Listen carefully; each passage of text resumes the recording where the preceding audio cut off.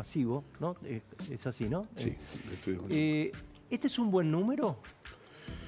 A ver, es un buen número. En el caso de Indecom, del Instituto de Estudios de Consumo Masivo, nos daba unas décimas más, un 4.3%. Básicamente porque el muestreo que hacemos no es solo, sobre todo en el caso de alimentos, lo hacemos en puntos de venta de cercanías, que el incremento fue más que en cadenas. Obviamente el gobierno esperaba algo que empiece con 3, no se dio, hay una cantidad de aumentos que estaban retenidos, que no se habían trasladado. Lógicamente hay una inflación núcleo que sí es positiva, entre un 3,6 y un 3,8%. El impacto de los aumentos de julio respecto de lo que va a ser los aumentos de agosto nos va a dar en agosto una proyección que va a estar en torno al 4%. No nos olvidemos que agosto nos recibió con aumentos prácticamente en todos los sectores. Claro, hay tarifas. Hay tarifas, prepagas. Recién hablabas algo del tema de salud. Dio el 5,8% este mes, pero si desagregamos medicamentos, ahí nos está dando 6,2%. Y si vemos fundamentalmente los productos que están en PVP de PAMI, aquellos que consumen prácticamente los jubilados, es un 7,8%, que es algo que obviamente creo que en esto tienen que poner foco las autoridades de PAMI, sobre todo porque es el segmento, te diría, más vulnerable hoy de la sociedad. El caso de medicamentos, lo que vemos es en estudios que hemos hecho, por ejemplo, en lo que son prescriptos, sí, las 4 grandes familias de la prescripción que hay, que es hipertensión, cardio, etcétera, prácticamente el 21% de los que tienen un tratamiento crónico prescripto están discontinuándolo o dejándolo. Obviamente esto es por una cuestión de no poder acceder a determinados medicamentos que, si bien muchos son para los jubilados sin cargo, otros no. ¿Y por qué sube más que el promedio los medicamentos? Bueno, de hecho, si analizamos interanualmente, la industria farmacéutica tuvo un incremento de casi un 323%, claro, bastante más que la inflación. Y si analizamos medicamentos, caso de retrovirales o básicamente para patologías crónicas o lo que se conoce de alto costo, en algunos casos llegó a un 370%, que creo que es un tema bastante preocupante. Lo que es consumo masivo se puede dividir en 2 grandes grupos: alimentos, bebidas, higiene y medicamentos. En el caso de alimentos y bebidas, bueno, obviamente hay una caída en el consumo, una retracción, un consumo mucho más ordenado, mucho más planificado. Creo que sobre todo en los sectores medios y en sectores medios aspiracionales vemos que hay un comportamiento mucho más mesurado a la hora de la compra. Esto disparó crecimiento de segundas marcas, de marcas blancas y obviamente también un cambio de hábitos en los consumos, ¿no?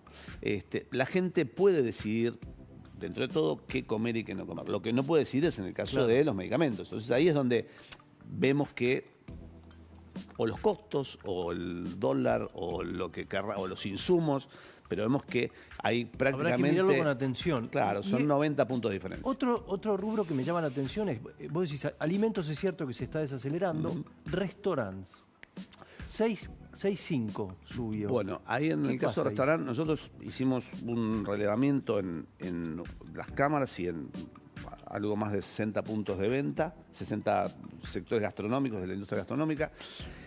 Lo que todos dicen es un incremento muy fuerte en los insumos, sobre todo el tema de electricidad, gas y alquileres. Claro. Y eso se traslada, eso impacta de manera muy fuerte. Creo que todos lo vemos la factura de norte, de sur, o de donde fuera, los incrementos son incrementos que son muy, muy fuertes. Imaginémonos en un comercio, comercio que fundamentalmente se basa en temas de energía. Ayer, ¿no? Gustavo Carvajal hablaba del café con leche, por ejemplo. Ahí habría que sumarle el café, que es importado, y hubo movimientos en el dólar. El caso del café, hay algunos insumos. También hay índices, ¿no? Como el índice famoso Big Mac, hay índice de café, hay distintos índices, distintos indicadores. Sí, en el caso de café hubo incrementos de más del 300% interanuales. Y ustedes miden también la actividad, el consumo. ¿Cómo Medimos la actividad industrial. Bueno, lo que vemos obviamente en el caso de la actividad industrial hay una reacción muy fuerte en el consumo, sobre todo en lo que son bienes durables, textil, marroquinería, indumentaria. Eso está vendiendo muy poco. Eso está con una caída prácticamente de un 50%, y en la actividad industrial, en textil llegó a un 60%. Más allá de los precios comparativos con la región, nuestro país está en torno a entre un 40 y un 50% más caro. ¿Todavía? Sí, más allá de comparativos, pero sobre todo en el caso de indumentaria, calzado, marroquinería y demás, tenemos diferenciales muy fuertes. Somos el país más caro de la región, incluso más caro que algunos países de Europa, haciendo comparativos. Después, caso de industria automotriz, bueno, prácticamente todo el sector industrial está en torno a un 30 o un 35% de ociosidad laborativa, de ociosidad de trabajo. Es decir, prácticamente vemos un incremento muy fuerte en lo que son suspensiones.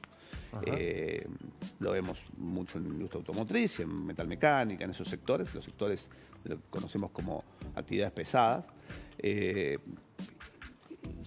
Prácticamente hoy un 40% están en turnos rotativos y con suspensiones. Y eso obviamente habla de que el desafío del gobierno, más allá que tomó 3 ejes, que es inflación, equilibrio fiscal, todo lo que es el reservas y gasto público, tomó ese sector y dejó fuera lo que es crecimiento, que ahí está toda la actividad básicamente, ¿no? Y el gasto. Pero también tenemos que tener en cuenta que hubo una caída interanual de prácticamente un 25% promedio entre el sector formal e informal, 21 en formal, casi un 30 en el informal, de capacidad de compra. Creo que el impacto más fuerte se vio en sectores medios, sectores medios asalariados formales, y obviamente en los sectores vulnerables, jubilados, pensionados y aquellos que están en la actividad informal, ¿no? Bien, la verdad que es bastante preocupante, ¿no? Lo que estás planteando. Veremos si esto repunta. Hay un panorama, recesivo, que lo dijo el presidente, ¿no? Dijo, va a llevar 24 meses, entre comillas, acomodar esto. Recién pasaron 6. Hay niveles de ansiedad muy altos, hay una vara muy alta, ¿verdad? Y por otro lado, esta recesión con esperanza o con ilusión se viene dando, pero bueno, lógicamente tenemos un año complejo por delante, un año donde la B corta, famosa B corta, es una U, y una U que empieza a ascender muy gradualmente el primer trimestre del año que viene. Hay que tener en cuenta también que el año que viene es un año electoral, ningún oficialismo quiere perder las elecciones. El gran desafío del gobierno es recomponer salarios, jubilaciones y la actividad de lo que es el mercado interno, ¿no? Es decir, cambiar ese eje